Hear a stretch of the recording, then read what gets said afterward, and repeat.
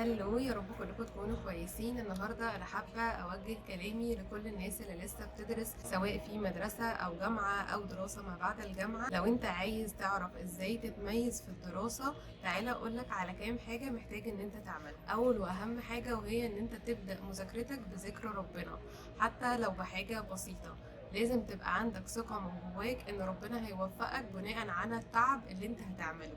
وصدقني، بداية مذاكرتك بذكرك لربنا هيخلي فيه بركة في الوقت، وهيخلي استيعابك للي انت بتذاكره اكبر بكتير جدا. تاني حاجة وهي ان انت ما تسمعش خالص لأي كلام سلبي بيتقالك، وبالذات من الصحاب.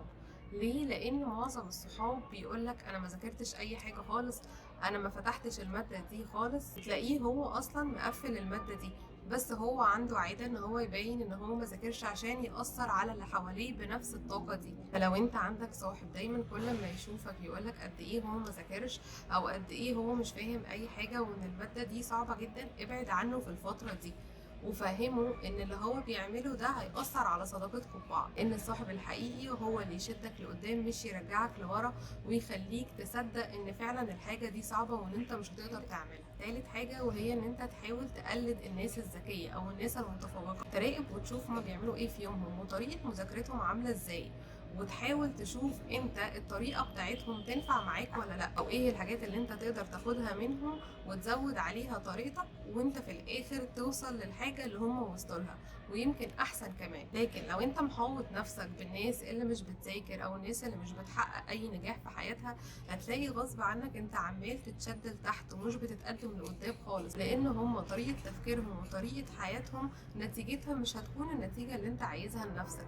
فلازم تاخد بالك من المحيط اللي انت فيه، وتاخد بالك مين الصحاب اللي انت عاملهم دايرتك، بالذات لو انت عايز تطلع لقدام. اللي يدل فعلا على أهمية الصحاب وتأثيرهم في حياتنا ان عن الرسول صلى الله عليه وسلم هو قالك ان المرء على دين خليله. وده يدل قد ايه الصحاب بيكون ليهم تأثير كبير جدا في حياتنا. رابع حاجة وهي ان انت لو عندك جزء المفروض تذاكره بس انت لسه عندك وقت كفاية، بلاش تقول انا هأجله لبكرة، او انا لسه قدامي وقت لما يبقى يقرب ميعاد الامتحان هبقى ابدا اذاكره. لا، ما دام عندك وقت دلوقتي ذاكره، لان انت ما تعرفش كمان يوم ولا يومين يحصل ايه. مش يمكن في حاجه تشغلك تحصل خارجه عن ارادتك، مش يمكن يطلع لك مذاكره جديده تحتاج ان انت تذاكرها او تديها اهتمام اكتر. فبلاش ان انت تزنق نفسك لحد قبل الامتحان بيوم ويومين وانت متخيل ان انت هتعرف تعمل كل حاجه، لان ان انت تزنق نفسك ده هيسبب لك توتر وقلق، وهيخليك حاسس ان انت لا، انت مش هتنجح في الماده دي مهما عملت. فما دام عندك وقت كفايه، حاول ان انت تستفاد بيه وخلص كل اللي وراك الاول.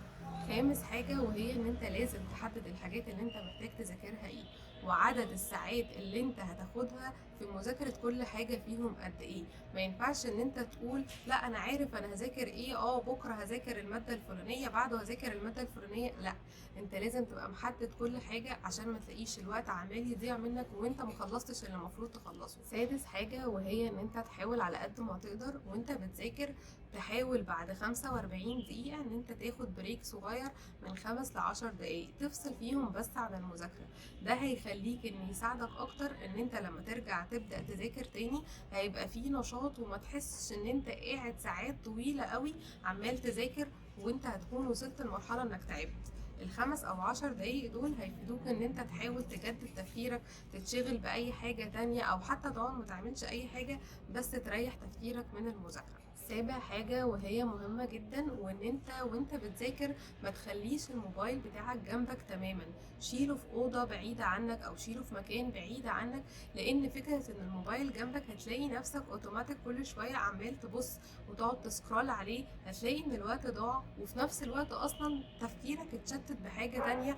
علشان تقدر انك ترجع تفكيرك مرة تانية وتبعد عن التشتيت ده، دي حاجة صعبة جدا. غير ان انت وانت بتبص على الموبايل وبتعمل سكرول عليه، لو شفت صور ناس تانية خارجة او مبسوطة او في احتفال او اي حاجة، هتحس ايه المال اللي انا فيه ده، لا لا انا مش عايزة اكمل، انا عايزة اخرج، وتلاقي كل تركيزك راح وما بقاش عندك نفس اصلا ان انت تذاكر. تامن حاجة وهي ان انت تحاول على قد ما تقدر تاخد بالك من الاكل اللي انت بتاكله، يعني تبعد عن اي انواع فاست فود او اللحوم المصنعة، وتمسك بالاكل الصحي اللي بيتعمل في البيت، لان نوعية الاكل بتأثر تأثير كبير جدا على تركيزنا ونشاطنا في اليوم. ومع الاكل برضو محتاجين نركز على عدد الساعات اللي احنا بننامها، يعني على الاقل ننام من 6 ل 8 ساعات، لان لو انت ما نمتش عدد الساعات اللي انت محتاجها هتلاقي نفسك صاحي مفيش فيك طاقه اصلا تبدا مذاكره، او حتى على الاقل اللي انت محتاج تخلصه هتلاقي نفسك على نص اليوم مش قادر تكمل. ليه؟ لان انت ما خدتش كفايتك من الراحه.